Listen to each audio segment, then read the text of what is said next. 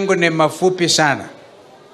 Kwanza ni kushukuru Mwenyezi Mungu kwa kuwapatia watu wa Kisii na Kenya hii utulivu, na vile vile kupongeza Governor Simba Arati kwa kuchaguliwa kwa kishindo. Uchaguzi wa Governor Simba Arati ulisikika Kenya nzima. Kenya nzima. Yaani kama muko na shujaa Kenya hii ni Simba Arati. Wangapi bado anamuunga gavana yao mkono? Sasa yani mimi nasema yale yako kwa roho yangu. Huyu gavana hapana mchezo. Na ndio sasa watu wa Kenya kwisha hawa wanaanza kumuingilia. Mimi ni wakili na senior counsel. Nilistaajabu hata sasa nangojea nipatiwe, nimpigia gavana Simba Arati na akakosa kunieleza. Niliona mimi kwa runinga GSU kwa ofisi ya gavana.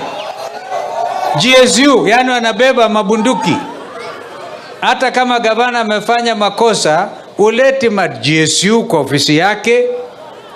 Unakuja na arresting officers unamwambia you are arresting you.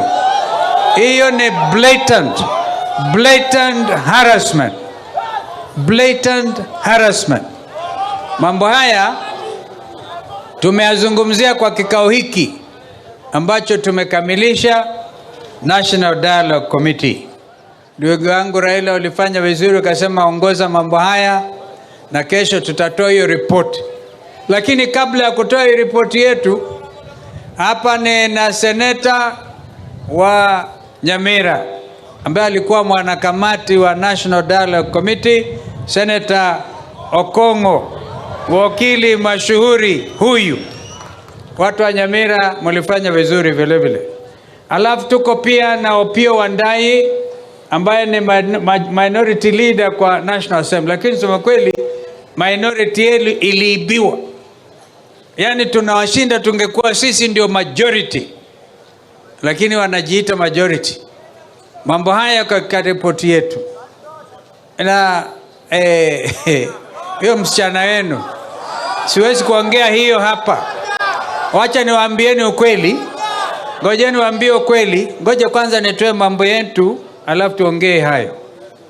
Yale yenye umuhimu mkubwa, hiyo yenu hapa mtasuluhisha. Lakini yale makubwa ya Kenya ndio hiyo.